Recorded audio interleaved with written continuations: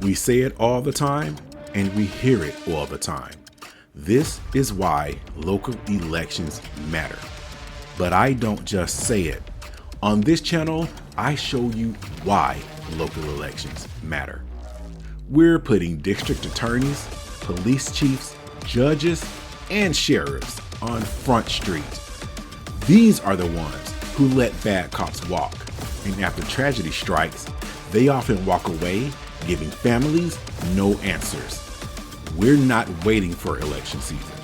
We're watching them now, so the next time they want your vote, you'll know their record.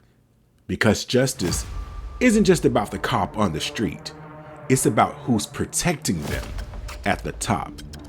We're breaking down real cases, real decisions, and we're looking into the people with real power. If you are ready to demand better, start here.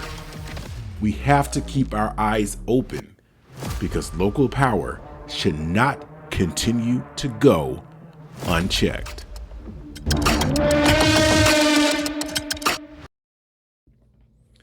Hello, welcome back to Keep Your Eyes Open. So I'm sure by now most of us have seen the yet another infuriating incident of police misconduct, police brutality regarding the arrest of 22-year-old William McNeal Jr.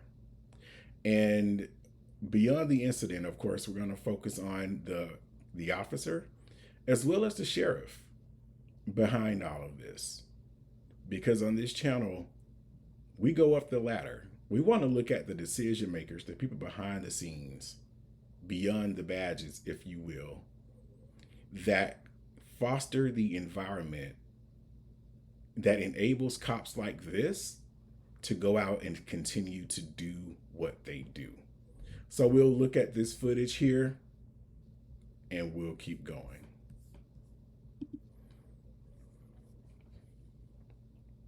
And there's really no audio on this. Because no words really need to be spoken when you see what's happening here, but that's William McNeal simply asking to speak to a supervisor. Punched in the face. Hands up.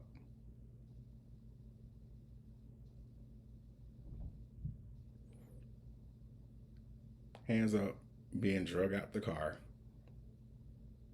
Fully compliant. Look at that. Punched again, thrown to the ground. Multiple officers involved. And this footage is everywhere, guys. You can go and see the audio if you want to. But like I said, most of us have seen it by now, and this is absolutely infuriating. How as a human being do you sleep at night? Like, how do you feel good about yourself and feel good about the day's work you've done when this is how you're carrying out your job? Like, does it really make you feel good to have enacted that sort of brutality on a citizen who was merely asking for who was merely asking for a supervisor from what he correctly perceived to be an unjustified traffic stop? Like I said, you can go and see the details, full audio, more of the footage on this. But who I want to really talk about is Sheriff T.K. Waters.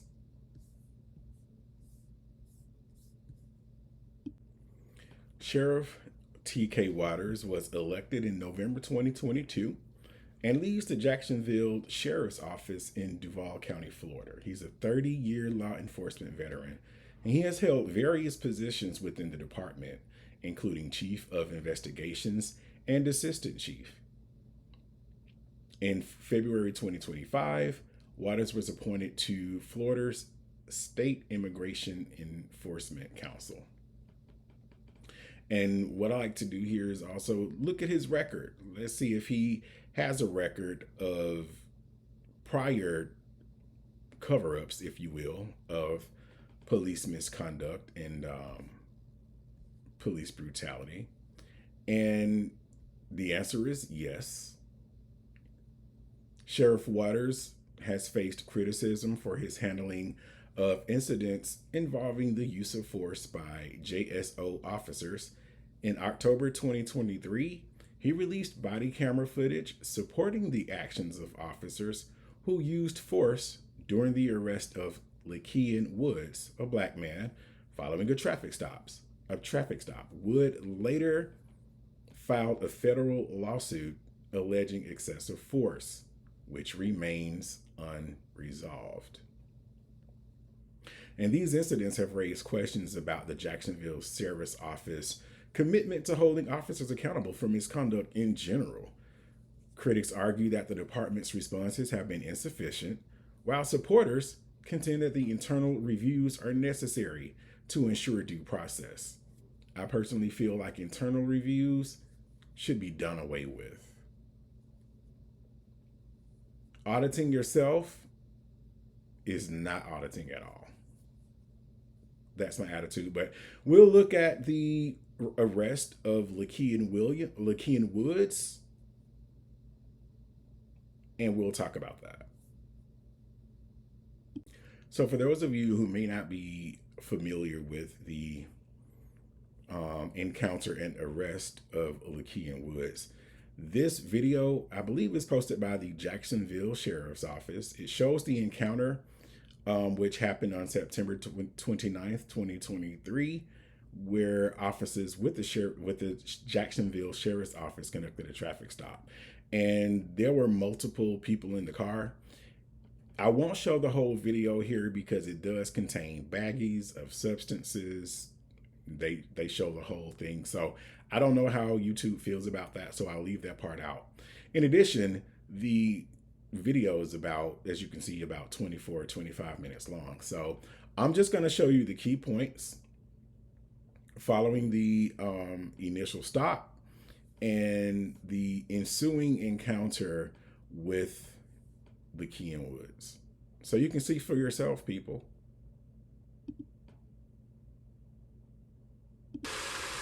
It's J707. Give us 1033 for just a minute.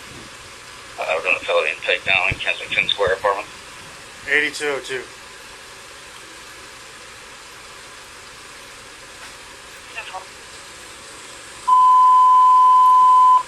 Oh, yeah, 1033.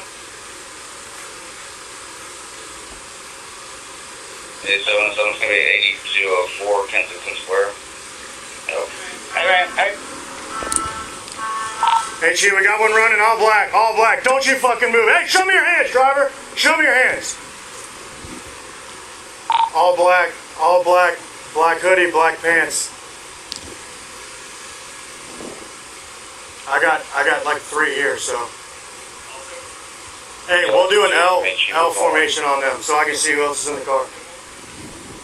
Who else is in the car? Who else is in the car? Nobody?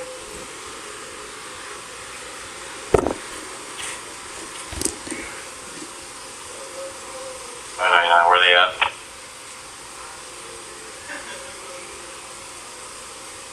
Yeah, there's 2. Comfortable pulling them out? Huh?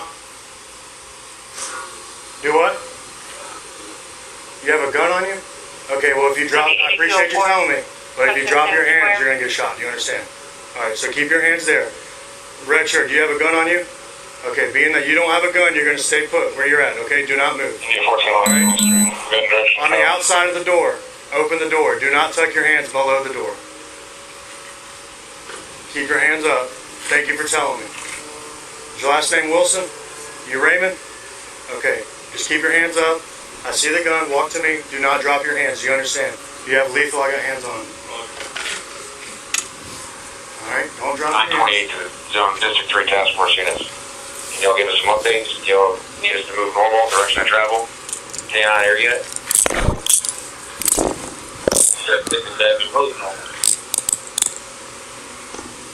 You got the 0? Yes. Alright. Yeah, 537 in the area. Sit down on the ground for me. You got anything else? How old are you? 22. Okay, so You take some fight one deal. cross your legs, cross your legs. All right, hey, we can walk him back to me.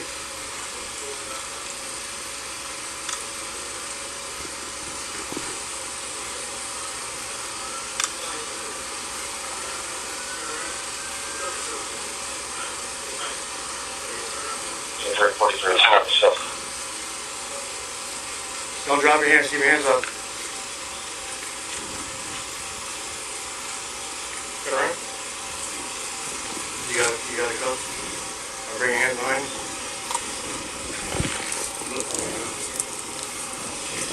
Hey Ray, don't sit back on them cuffs, alright? I gotta lock them.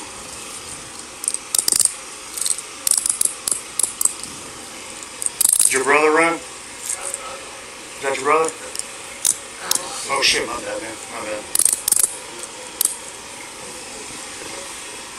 Put your hands together like your brain. Like your brain. 746 here. So where are you chasing? Where are you? Give us an update. The second portion of footage you will see and hear was captured by the body-worn camera of Detective Bias, the detective who assisted Detective Daigle in taking Wright and Wilson into custody. Hands up. I see you gun. One for me. Do not drop your hands. You understand? You have to leave all your hands up. Roger. Alright? Don't drop your hands. 928. Zone 53 task force units. Y'all give us an update.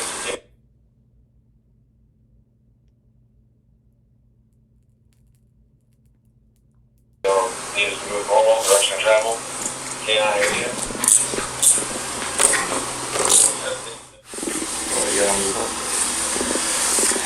Got some money. How much money you got? 2,800.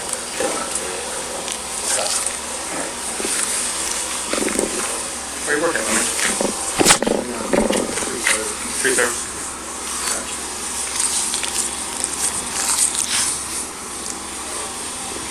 Put your hands back on.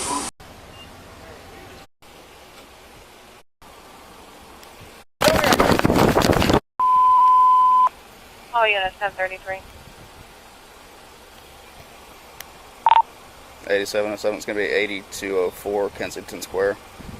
Yep. Hey man, hey! You're fucked! You're fucked! You are so fucked!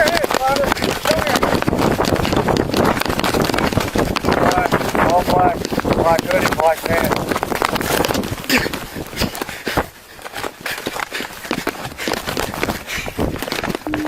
I'm gonna tase you! I'm gonna tase you! Gotta get on the ground!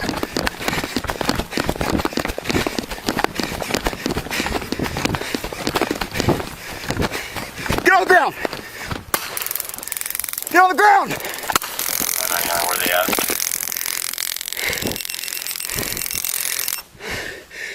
Hey, stay on your stomach. Put your hands behind your back. You're gonna get it again.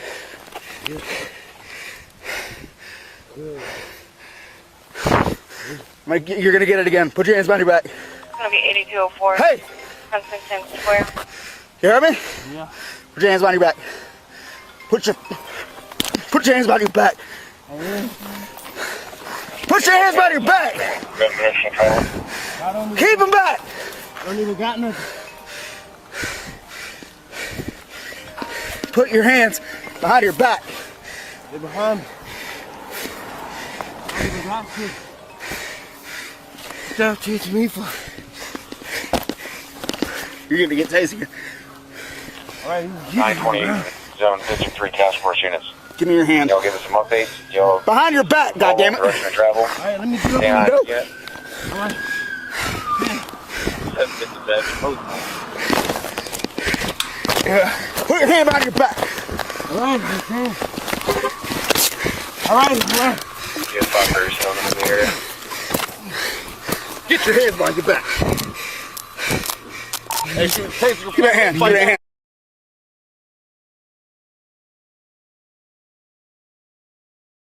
And what we also see here is another officer gets involved, immediately starts kicking, looking into, I guess, gang compliance. Was that necessary? That's one of the biggest questions here. And this is the type of behavior that law enforcement tends to support. And you'll see that in Sheriff Waters' decision as to whether or not to hold this cop accountable for this.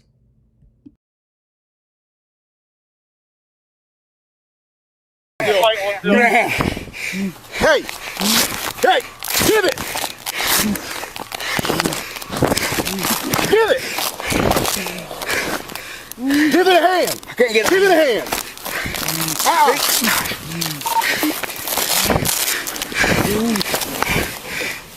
You're still fighting! Give it a hand! Give it a fucking hand! Give it a hand! He's still pulling! Still pulling! Give me your hand! Yeah, give it! Fuck, he's still fighting! Got it, there we go. Here goes on, here goes.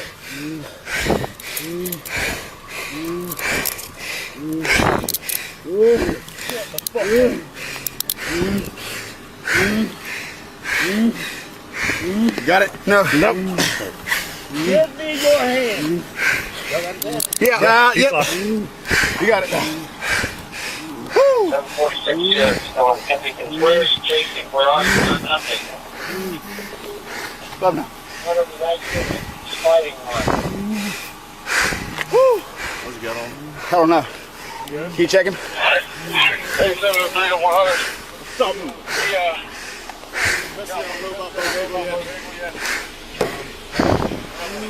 Supervisor respond for us. Hey, man. Stop fucking moving. Quit.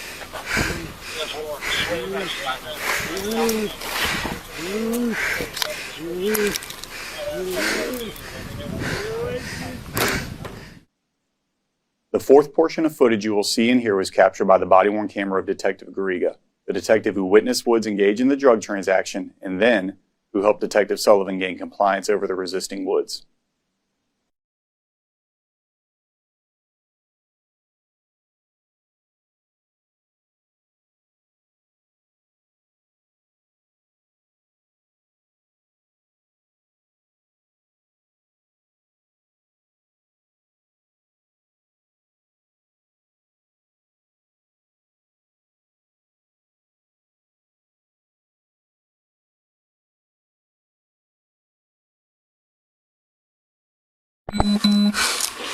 Hey, shoot, taser, give me a hand. Fight one still. Give me a hand. Hey! Hey! Give it! Give it! Give it a hand! Give it a hand! Ow!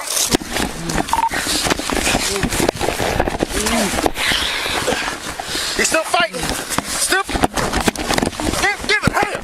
Give it a fucking hand! Give it a hand! Still pulling! Give me your hand! God, give it!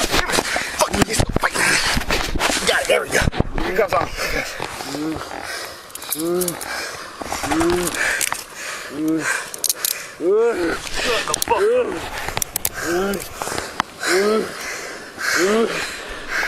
Got it? No. Nope. Give me your hand. Yeah, yep. You got it now. Woo! 746 here, still on Kensington. Where are you chasing? Where are you? Doing nothing. Not only that, you're sliding. Woo! Yeah. 8703 to 100. We got one in custody. I don't know about Bodega yet. We have one supervisor respond for RTR taser deployment. 757 up there. Stop fucking moving. Quit. Yeah, for Sway, you're saying that those outstanding, if you're chasing another one, if so, do you have a description? You got assets coming to you, let me know where we can put them. 100 from 8701. 8707 was chasing an individual on foot through Kensington Square Apartments. We began at 8204 Kensington Square, and he was wearing all black. 8707, is he in custody? Yeah, we got one in custody. He was still fighting us pretty good. We can get a canine. If we can get a canine en route, so we can do an ARPA search, just in case he threw a 0. 8703. The fifth portion of footage you will see and hear was captured by the body-worn camera of Detective McCullough, the second detective who assisted Detective Sullivan gain compliance over the resisting woods. We got to tighten it. Hey, man. Stop fucking moving. Quit. We got to tighten it. JSO is aware that the cell phone camera footage of this incident has been circulating on social media since the evening of September 29, 2023. This footage appears to have been recorded a significant distance from the place of Woods' apprehension. Additionally, some versions of this footage appear to have been edited to imply that Detective McCullough kicked a handcuff Woods. Body-worn camera footage, along with unedited versions of the cell phone video camera footage on social media, both definitively indicate that Detective McCullough never kicked a handcuff Woods.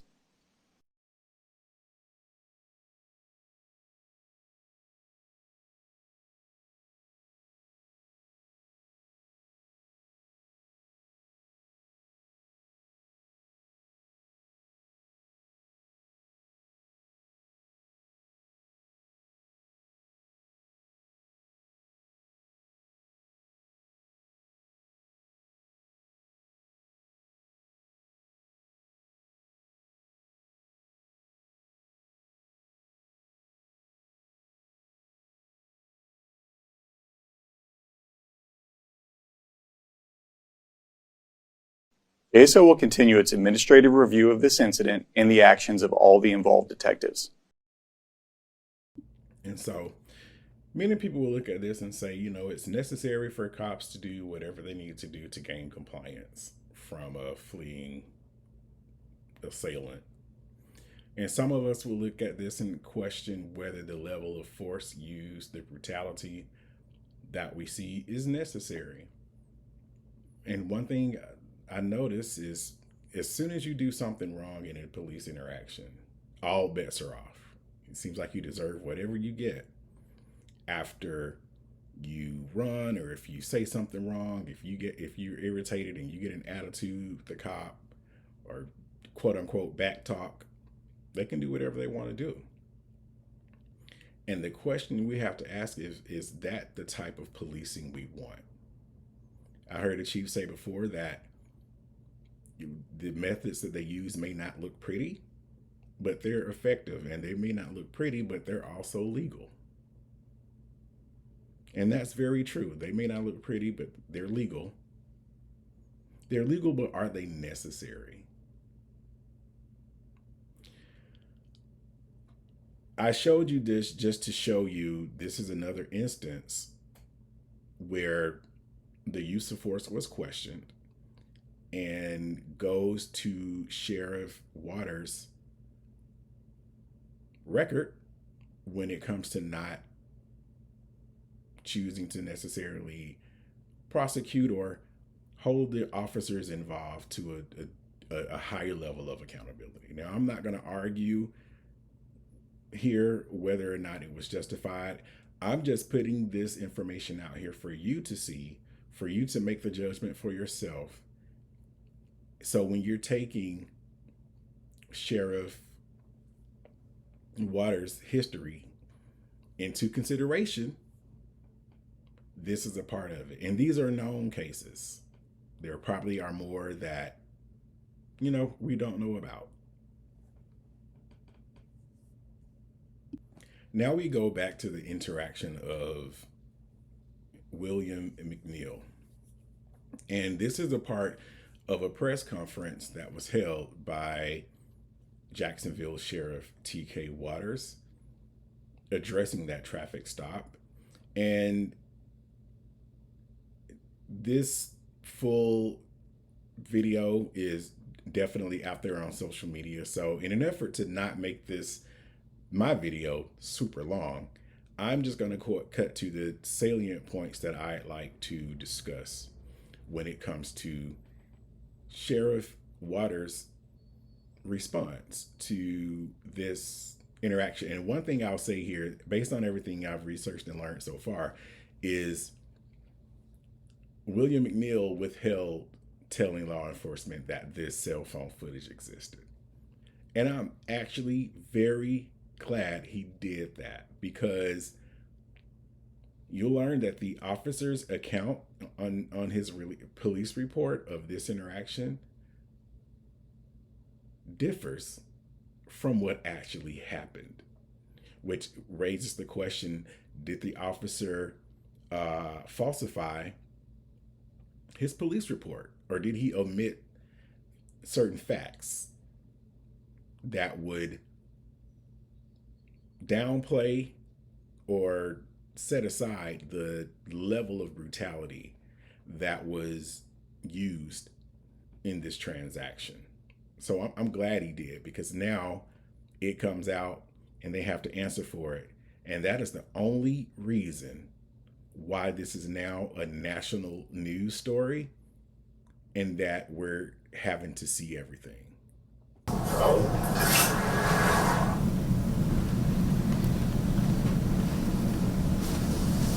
So I've said many times before, social media is not reality. One video clip devoid of context can be very misleading. Given that McNeil never brought this incident to JSO's attention, but rather pushed the cell phone camera footage that he had in his possession since March 5th out on social media, one can only assume, and I'm saying I assume, that he intended to inflame the public. The administrative process is still ongoing, and as such, I will neither defend nor commend Officer Bauer's response to resistance until all the facts are known and the investigation is completed. However, as the leader of this agency, I will not remain silent while important facts and information are buried to advance an anti-police agenda. The truth is, William McNeal Jr. was non-compliant with JSO officers within 21 seconds after he was stopped for multiple civil infractions. His non-compliance quickly rose to the level of criminal resistance to a police officer. McNeil was arrested and pled guilty to resisting a police officer without violence. Force absolutely looks ugly, and because all force is ugly, whether or not the officer involved acted within outside JSO policy, that's still what we're investigating. The State Attorney's Office, once again, has reviewed the case materials and determined that Officer Bauer's actions are not criminal. Now, JSO will conduct a thorough investigation to determine whether Officer Bauer acted appropriately with respect to JSO policy. When an officer does wrong, and I think every one of you know this and everyone that's listening, I will stand up here and tell you straight. And likewise, when officers justifiably use force, I'll stand up here also and I'll tell you straight. I ask the public for its patience as the administrative process is competently completed. Once we've determined whether Officer Bauer acted within policy or not, I will immediately share that determination with the public. Out of an abundance of caution, pending the outcome of this administrative review, Officer Bauer has been stripped of his law enforcement authority. Effective immediately, all video footage presented in this briefing is available on all JSO social media platforms, YouTube, and JSO's transparency page. So I'll be glad to answer any questions you may have right now. Yeah, Eric? Yes, sir. I know that he was charged with resisting arrest without violence. Yep. But there was, when I go back and look at the other video from the cell phone video, yeah, I can understand the officer punching the window out. But what I don't understand is, and I know you said that this was not ruled criminal, sucker punching the guy in the jaw. First of all, let me stop you. Not a sucker punch. I'm not excusing that administratively. I'm gonna say that to you one more time. I'm not excusing that administratively. There are things that we definitely need to look at, but the context of this video should tell you everything you need to know. Well, that's one thing the sheriff said that I agree with. The context of this video tells us everything we need to know. It does. And positioning here is very important. I love the fact that that reporter who asked this question used the word sucker punch, because I believe that is indeed what it was. And it wasn't just a sucker punch. It was a sucker punch because the officer was pissed. The officer was pissed that William was making their job more difficult in that moment. He wasn't complying the way they wanted him to. The punch was completely unnecessary. And for the sheriff to highlight, oh no, it wasn't a sucker punch, it wasn't a sucker punch, and but then to follow right up and say, I'm not excusing this administratively, should let you know that whether you want to call it a sucker punch or not, it was unjustified and it was unnecessary. But these are the things that law enforcement will cover up, or they'll try to downplay it and minimize it. But this is the type of policing Americans are saying that we do not want. We do not need. If you can't control if you can't control your temperament, I'll say that, you shouldn't be an officer. Point blank. And for the bootlickers out there that says this is justified, see how you feel if the tables were turned. And for those of you who will listen to this and say, well, I would have complied, I would have just done what the officer asked. People, we have constitutional rights. Our constitutional rights exist for interactions like this. That's why they're there. I understand the concept of fighting things in court. Okay, I get that. But for me to end up in court as a cop, you need to handle this stop legally so that there will be no recourse against you before we get to court. We have to stand up for our rights as citizens. William was well within his right to ask for a supervisor in this interaction. When you feel you're being pulled over for an unjust reason, you have the right to question that. And when we allow officers to disregard our constitutional rights in the course of these interactions, the more we allow that, the less our rights matter. Because at that point, we're establishing a history across the board where it's okay for a cop to disregard your rights because you're under the threat of physical violence, you're under the threat of arrest. And they use that fear to continue to erode and railroad and trample upon people's rights. So yes, the auditors out there, the people who lawfully resist unlawful requests, keep doing what you're doing, because that's how we shine the spotlight on police misconduct and use of unnecessary brutal force in America. Now we see that cops feel emboldened to do this because they know there's a huge chance they'll face any personal consequence for doing these things.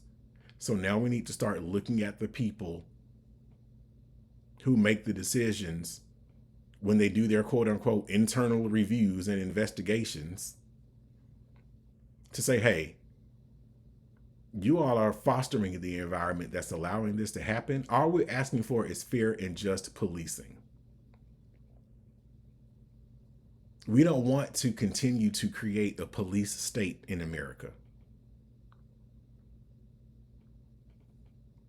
There are far too many other serious crimes out there where cops would really be justified in using whatever force is necessary when they're stopping someone from hurting, harming, injuring other people, doing something blatantly illegal and wrong.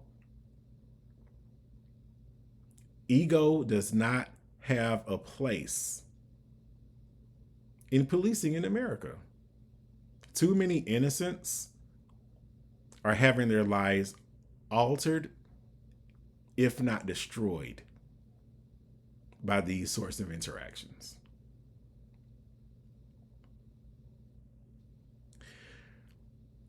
And to my earlier statement, as anarchist as this might sound, and my message directly to cops, it is incumbent upon you to be the professional in the situation. We know your jobs aren't easy. We recognize the danger that you face every day. But that's what you signed up for. That's what you trained for. So you should have the wherewithal to know that, hey, this interaction may not go as easy as I would like it to go because people don't enjoy being pulled over. You should not expect everyone to just go along and to get along with you. That's when it becomes important for you to say, hey, let me make sure this stop is legal, that I'm not profiling, that I'm not targeting you for whatever reason. And if the stop is just, I'm going to do my job the best way I can. You're going to pay for this infraction that you're doing, but I'm not going to create a situation where I have to arrest you where none existed when I first stopped you. I'm not going to create a situation just because you pissed me off because you're back talking me or you're asking for a supervisor.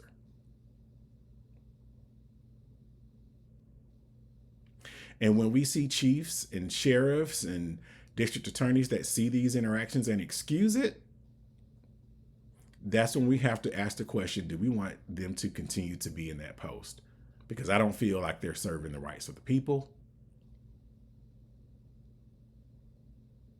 We need to get he or she out of there. Let's keep going. Again, I take it. It looks like it's a sucker punch because he's looking straight and you see this. Right. Okay, and then you see them pull him out, and then you see a couple of punches to the face. Now, again, I understand breaking the window, but they charged him with resisting arrest without violence. So I saw a lot of violence. I think the public saw a lot of violence against somebody that was not violent. Well, first of all, Eric, don't try to talk the public into what they saw. They just saw the same video as you saw. So what we're doing, what I'm saying is that it is what it is. This is the information that I wanted to share with the public in context without a short clip. It's very important to do that because it provides a lot of information to the public. And you brought up It's important, let me finish. It's important for the people to know that you're not allowed to resist a police officer when he's doing his lawful duties. It's been dealt with several different times. You don't resist when you're doing your lawful duties. You don't deserve to get violated, but you deserve to get what's necessary to get you under control and get you and take you into custody. Sheriff. So I'll leave. He said you deserve to get what's necessary to take you into custody. So is he implying that this use of force was necessary?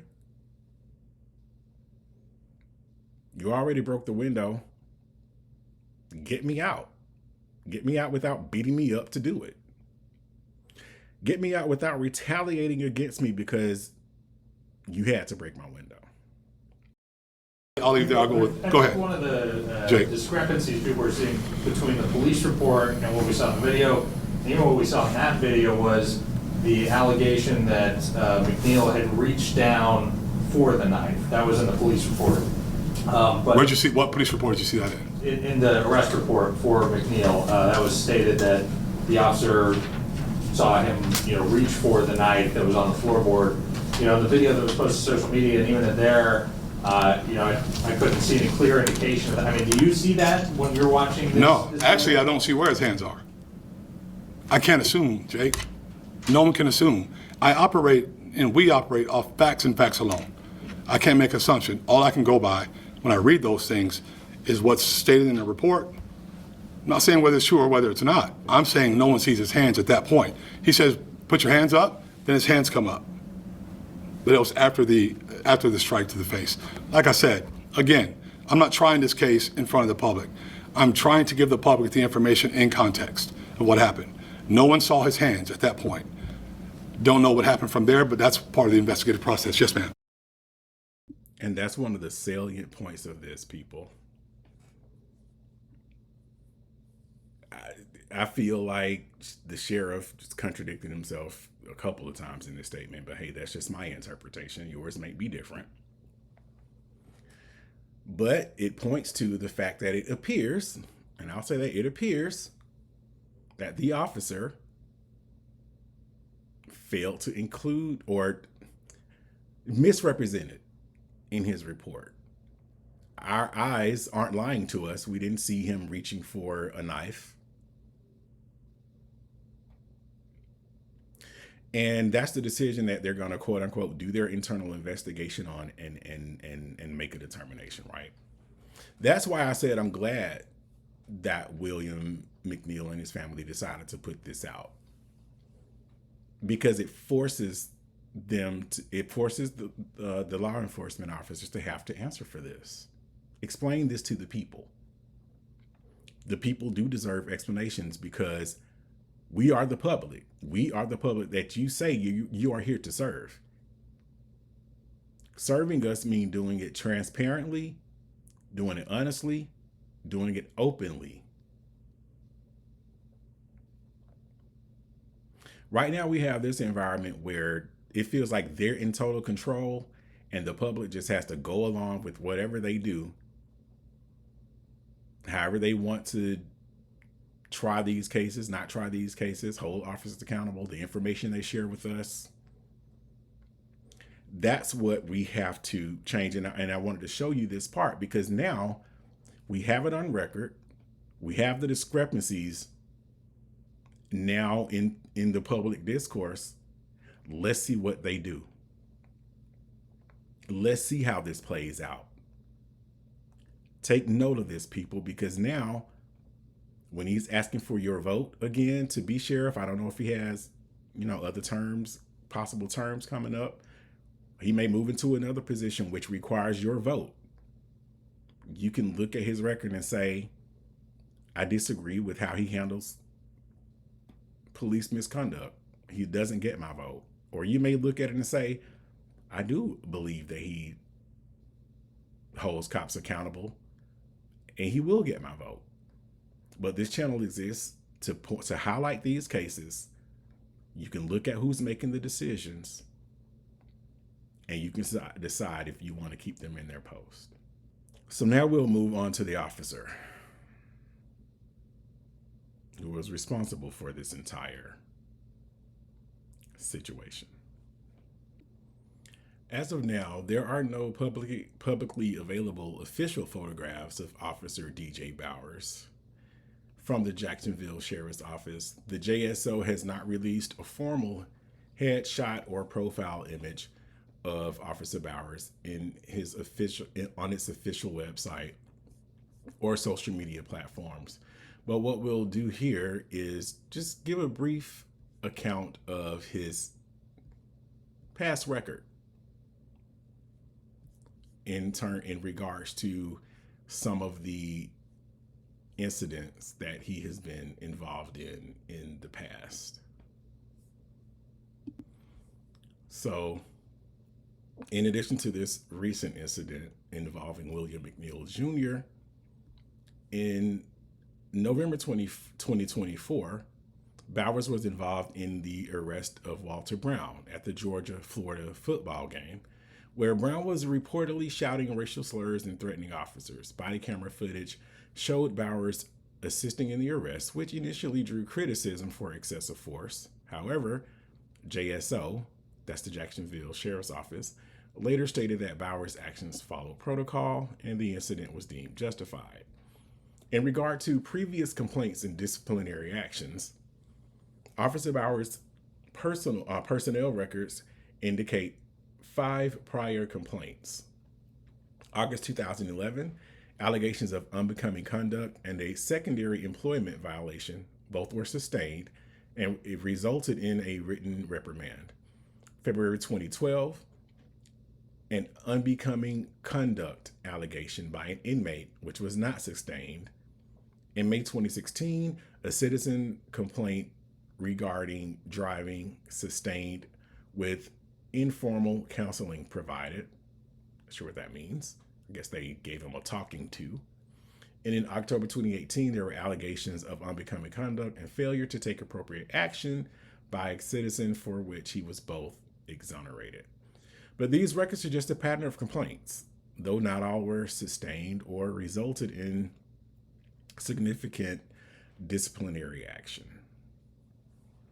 So this is the cop. That's his record. And it's important to note because all of that comes into play when they look at this particular incident that he's under investigation for now as it relates to William McNeal, which speaks to his reputation, which speaks to his history, and whether we as the public feels that he deserves to continue being a cop or not.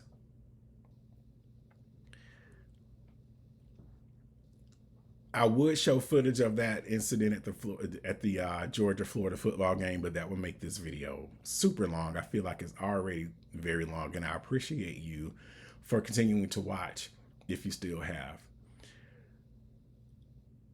What I have here next are some words by a police officer that I wholeheartedly agree with, and a statement from a citizen who really sums up very well how we're feeling about the state of policing in this country. And I feel like they say it in a way where I couldn't have said it better myself.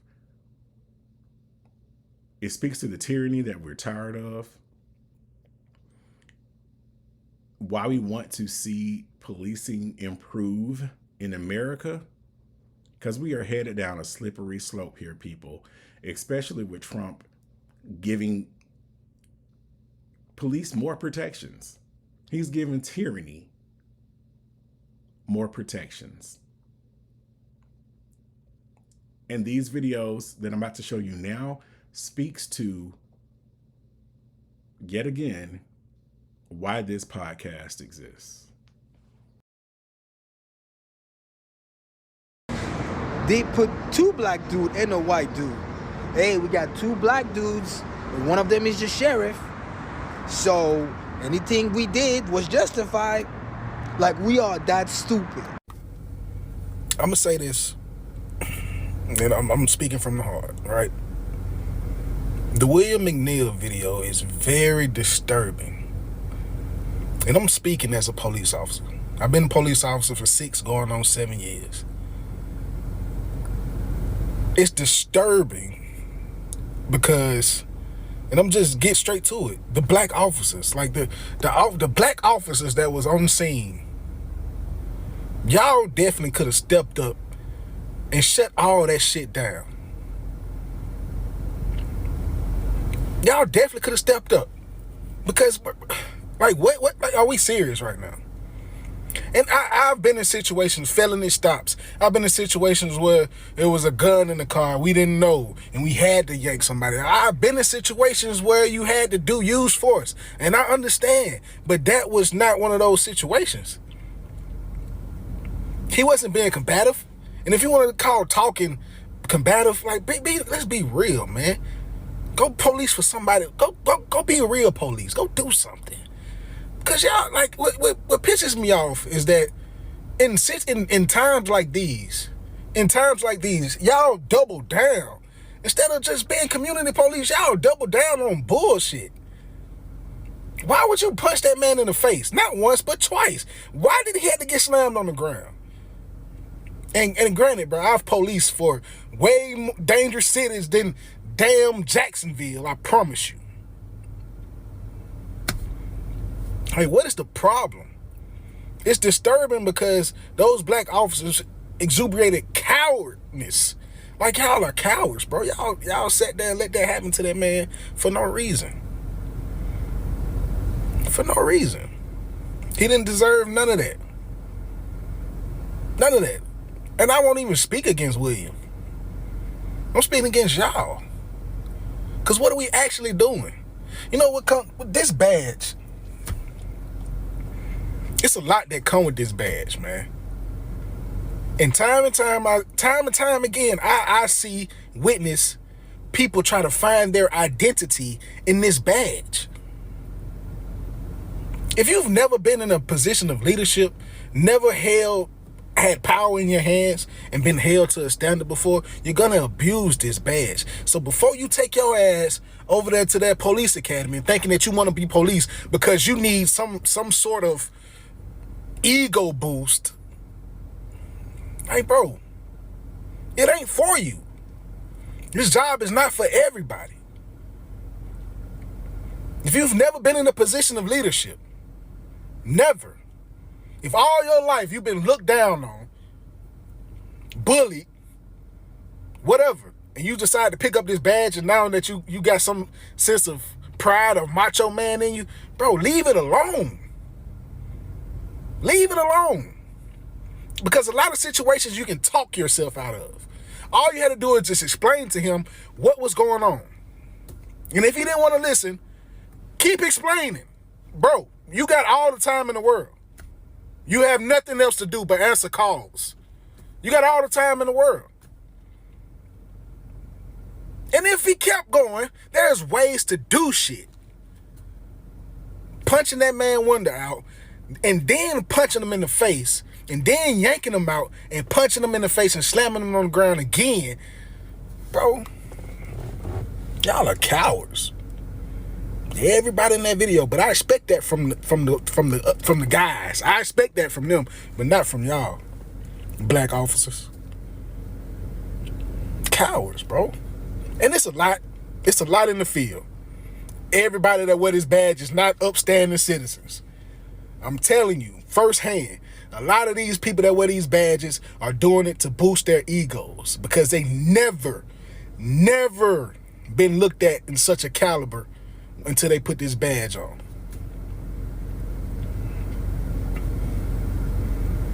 I'm disgusted. And I hope this video's find the family of those officers. I hope it does. I hope it finds those officers. You can write me, come at me, I'm going to tell you the same thing. You're a coward, boy. That's terrible. Do better.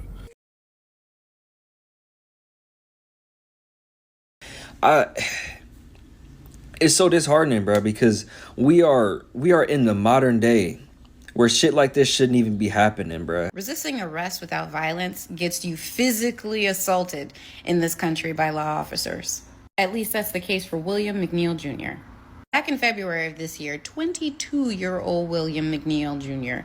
was pulled over for not having his headlights on during the day. Yes, you heard that correctly. Now, police officers justified it by stating you need to have those headlights on when it's raining. It was a light drizzle because none of them were covered during that entire altercation, if you look at the footage. Between his cell phone and the viral footage that just came out yesterday, we are all looking at this like, why did this man have to get punched repeatedly over and over and over again? Especially when the report indicates that he was resisting arrest without violence. Why was there violence then? The best part is that there are going to be no criminal charges against these cops because why would there be? You know, we're being ridiculous. We are reviewing things administratively. So this man suffered tooth damage, a concussion with short-term memory loss, and the cops get what? Paid vacation? We seriously have lost our humanity here. Ugh. I could not agree more. We have indeed lost our humanity here. I ask again, if you're a cop doing this kind of stuff, how can you be okay? How do you sleep at night knowing that you're subjecting people to this type of behavior, this type of brutality, and feel good about your job? And if you're okay with this kind of stuff as a citizen, how are you okay with seeing people treated like this? Thank you for watching this video. We're here to shine a light on not just the cops, but the people who don't hold them accountable.